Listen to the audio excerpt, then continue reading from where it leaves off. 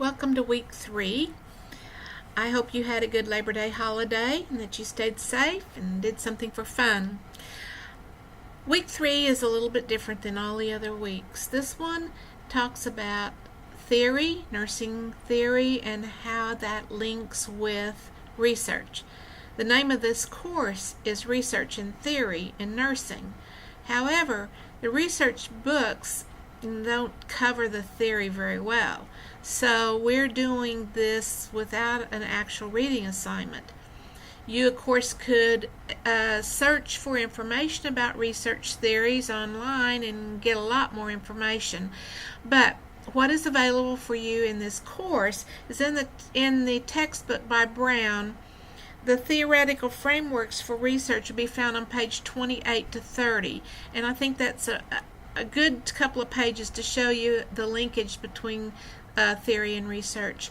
The other things that you'll have in the course to help you is the article about applying Watson's nursing theory. If I were you, I would download that, print it, and then open the next thing that's in line under week 3, and that's the theory article presentation. And in that presentation you'll find how Watson's theory, article on Watson's theory, how the why, how, and what method of reading a research article is applied to that one. So you'll see the why has to do, why was this study done? What was the purpose? And then you'll be led to look in that article that I'm suggesting that you print, and you can find where the purpose is found and be able to see how you would answer the question, why this study was done.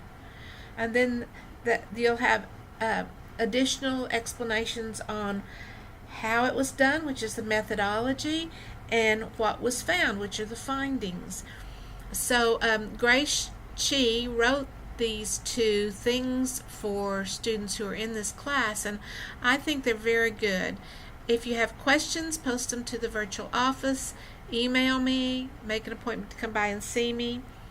I want to say just a little bit more about the theories, the grand theories, mid-range theories, and micro theories. Students sometimes have trouble understanding those. An example is if you think of the grand theories, which are those that have the most abstract concepts, but they're more overarching and they can be applied to many situations in nursing. Actually, the theorists hope that their grand theory could be applied anywhere in nursing. And when these were being developed, it was in hopes that nursing would adopt one theory and make it the nursing theory, but that never happened. But grand theories, if you think of them as, say, flowers, there are all kinds of flowers. It's very non-specific. It's really, the word flower is kind of abstract. Each of us would get a different idea in our minds. We get different pictures in our minds when we would hear the word flower. Well, the mid-range theory might be like if I said rose, a rose. It's a type of flower, but it's much more specific. It's more concrete. We could describe them and we would each say some of the same things like thorns, petals, etc. But there's still lots of different kinds of roses. So your micro theories would be similar to what if I said a red American beauty rose.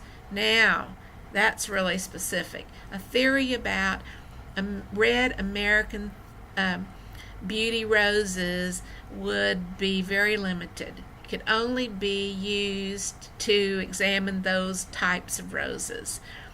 So I hope this helps you understand how the grand theories start with more abstract, global kinds of concepts.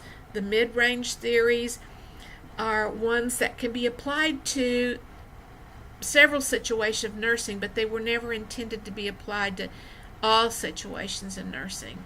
And then the micro theories are those that apply to maybe just one certain disease or one certain nursing diagnosis, one certain type of patient population. I hope that helps you understand that. Also, I wanted to point out that not every study has a theoretical framework, or at least not one that's explicit. So, when you are selecting your articles to look at, don't be distressed that you can't figure out the theoretical framework. Sometimes it's there, and if you are familiar with research, you can find it. But if it's not explicitly, like, have a heading that says theoretical framework, then sometimes it can be difficult to find.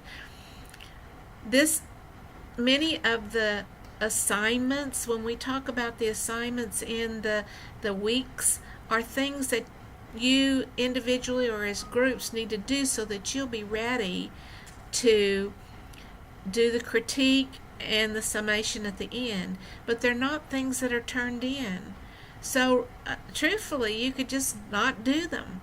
But you're going to have trouble with the quizzes, you're going to have trouble with exam, and you will not be able to contribute to the group work like you really need to be able to do. So, I'm expecting to have some questions from you. Thanks.